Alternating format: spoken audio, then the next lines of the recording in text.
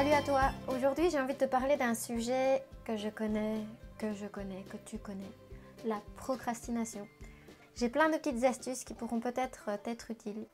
Pourquoi est-ce qu'on procrastine? Pourquoi est-ce que tu procrastines? Une des premières raisons pour lesquelles on procrastine, c'est parce que c'est tellement agréable, c'est tellement gratifiant d'avoir un plaisir immédiat plutôt que d'essayer d'atteindre ses objectifs à long terme. Alors là, non, les objectifs c'est vraiment loin parfois. A priori, je préfère manger une glace à la noix de pécan devant un film plutôt que d'essayer d'apprendre quelque chose de nouveau pour moi, quelque chose qui va me rapprocher de mes objectifs et de ce qui va faire que j'ai une vie épanouissante. Donc c'est con quand même, non? La deuxième raison pour laquelle c'est facile de procrastiner, c'est parce que le corps a un mécanisme de défense.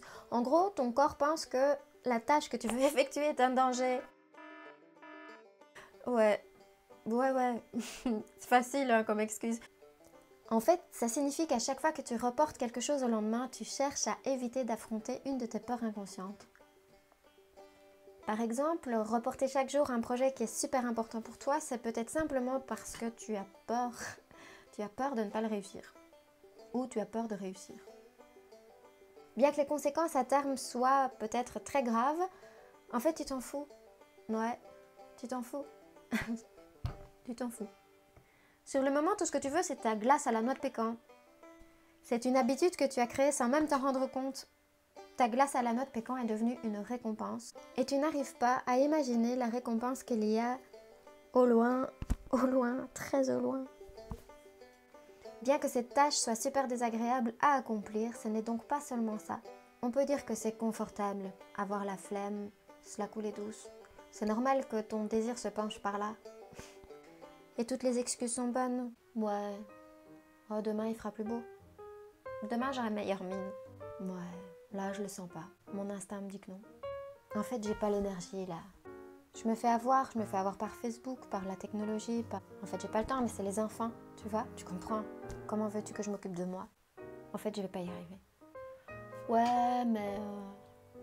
Quand? Ouais, mais non. Procrastination. Ça craint. Alors voilà, j'ai essayé plein de choses et je me suis rendu compte qu'il y avait des astuces qui fonctionnaient super bien pour moi, en espérant qu'elles te soient utiles aussi. Voici quelques trucs pour se sortir de cette gluante habitude. Première astuce, fais maintenant ce que tu peux faire avec ce que tu sais. Fais-le. N'attends pas d'être parfait, ça marche pas. Tu peux attendre longtemps, là, tu peux attendre super longtemps. Si l'énormité de la tâche te fait peur, découpe en petits morceaux, en petits chapitres le projet que tu as à réaliser ou la tâche que tu dois effectuer. C'est sûr que c'est plus cool comme ça. Découpe ton projet en petits pas.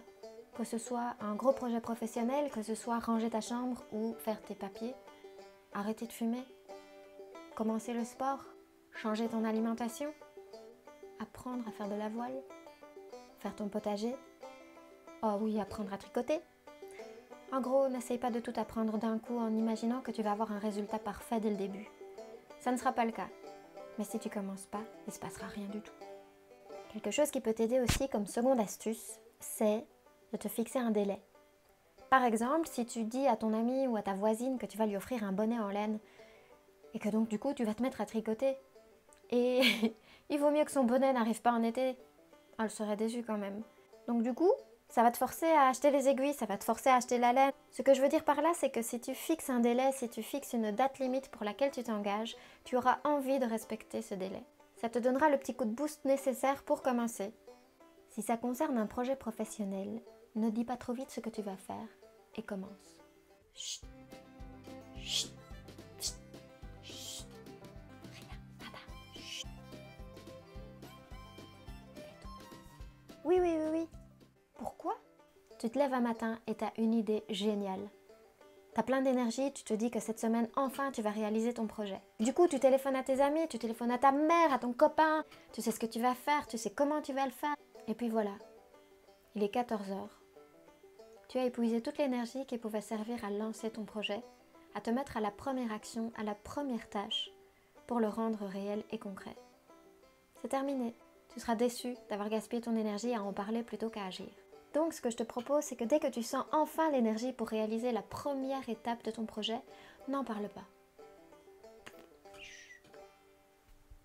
Pas du tout. Fais, même si c'est un tout petit pas. Une autre astuce encore qui m'a beaucoup aidée, c'est de consacrer au moins 15 minutes par jour à un moment de pensée profonde. Oui, sérieux. Assieds-toi, sans film, sans Facebook, sans ordinateur, sans iPhone, sans téléphone, sans personne et sans culpabilité.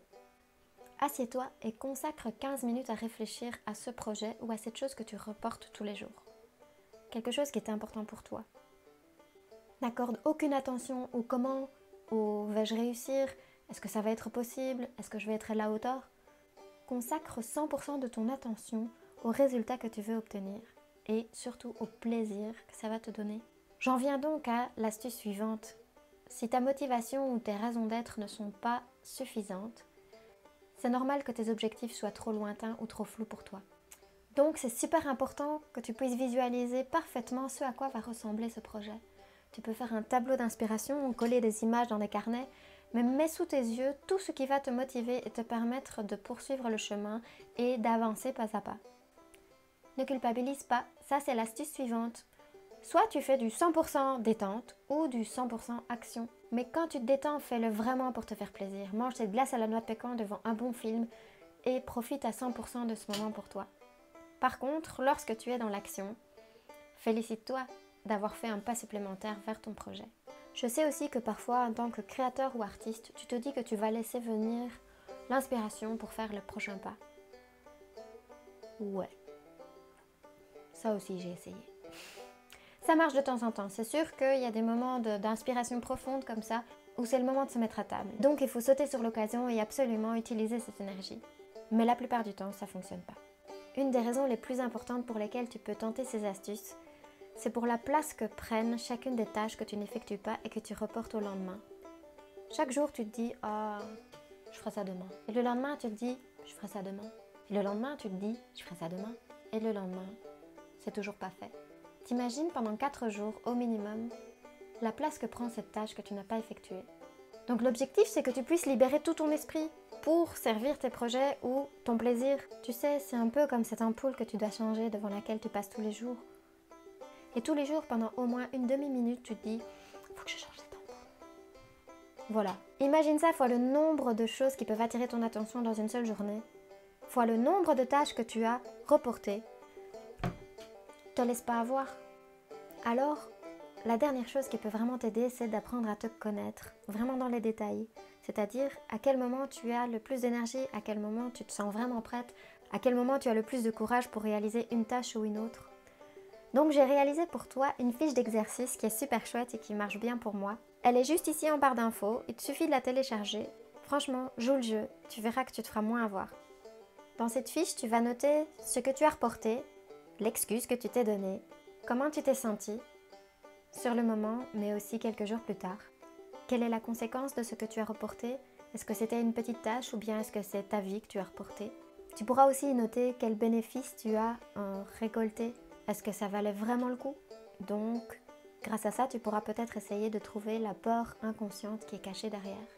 Et enfin, récompense-toi pour chaque tâche que tu as effectuée quand même quoi. Si tu l'as posté cette lettre, ou si tu l'as fait ce document, si tu l'as fait cette tâche, tu la mérites bien ta glace à la noix de pécan. Si tu veux plein d'autres astuces, des fiches, des conseils, des articles, des e-books, des vidéos, plein de tutoriels,